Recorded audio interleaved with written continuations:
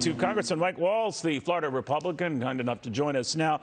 Congressman, first on the economy and everything else, we'll know for sure on Thursday whether we're in a recession or not, depending on what that second quarter GDP number is. I'm sure many of your constituents and others have been indicating via these surveys they already feel we are. How are they reacting to the numbers we're getting? Yeah, Neil, you can't spin, you can't hide from the gas pump.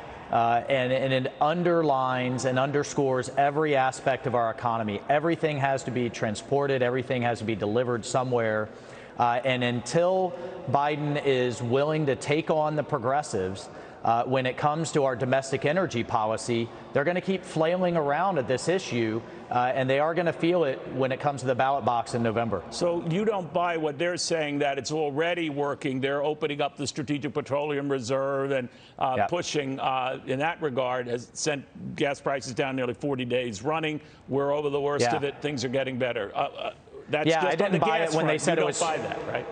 I didn't buy it when they said inflation was transitory last year, and I don't buy this kind of nibbling around on the margins of the fundamental issue is that we have gone from 13 million barrels a day to 11 million barrels a day in U.S. exports just since last year. And geopolitically, we should be flooding the zone, especially in Europe, with cleaner American liquefied natural gas. And as long as gas prices stay as high as they are, Putin will have as much as he needs to continue his war machine.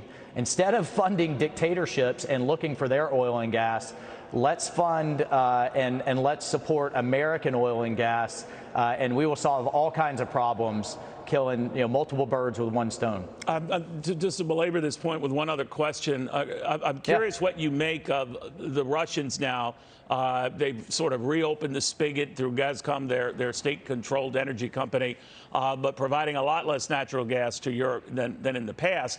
And the Europeans are already considering, rationing that out and urging member countries and their residents to curtail use by up to 15%. I know it's apples and oranges, Congressman, but do you see that kind of thing coming here? Yeah, well, I mean, there's a lot of differences there, Neil, but I think what the Russians are doing is keeping just enough going to Europe while they shift their supplies to India, or they shift their exports to both India and China. China's up over 50% just in the last year and are filling that void as quickly as they can in terms of European markets. The thing I'm worried about, and we just met with President Zelensky in Ukraine, that he's worried about is Europe's in the middle of a heat wave right now. Right. When they get to winter, that's when it's really going to get critical, and the Europeans are already way under delivering what they promised Zelensky in terms of military aid. When they're in that kind of critical energy situation, they're gonna dial it back even further, and that means Putin's the winner. You mentioned President Zelensky. You met with him. Now we know from the Russian foreign minister, one of their goals is to take him out of power. They left it open-ended how they could do that, but that he doesn't deserve to be the Ukrainian leader. What did you make of that? Well, they've been trying it through political manipulation now for some time, and when that didn't work, I think that's one of the key reasons you saw this military invasion. Remember, their initial strategy was a quick decapitation of the Zelensky government, a quick seizure of Kyiv, and then bringing Ukraine under Russia as a vassal state.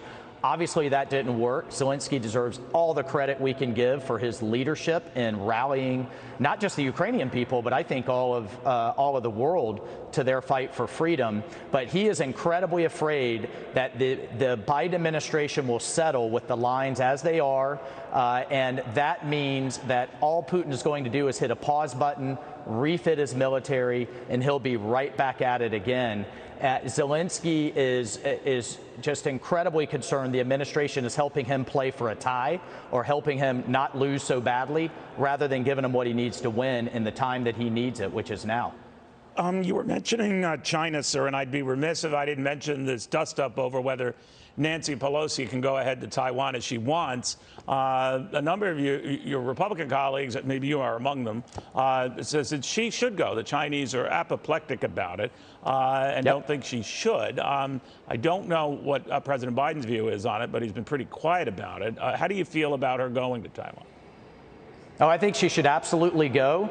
It's rare that I show any kind of support for any policy of Nancy Pelosi, but in this one, we don't let the Chinese Communist Party dictate where our elected leaders visit and both when and where in terms of supporting our allies. And the second thing, Neil, is what does that send? What kind of message does that send if she doesn't go, if she allows the bully to win and Biden allows them to win, to the Japanese, the South Koreans, the Indians, Australians, and all of our other allies? If we won't even visit Taiwan, what message does that send in terms of defending Taiwan and defending freedom around the world? Congressman Waltz, thank you very much, and for your service to this country. So people forget that, but I certainly do not. Congressman Mike Waltz of the state of Florida.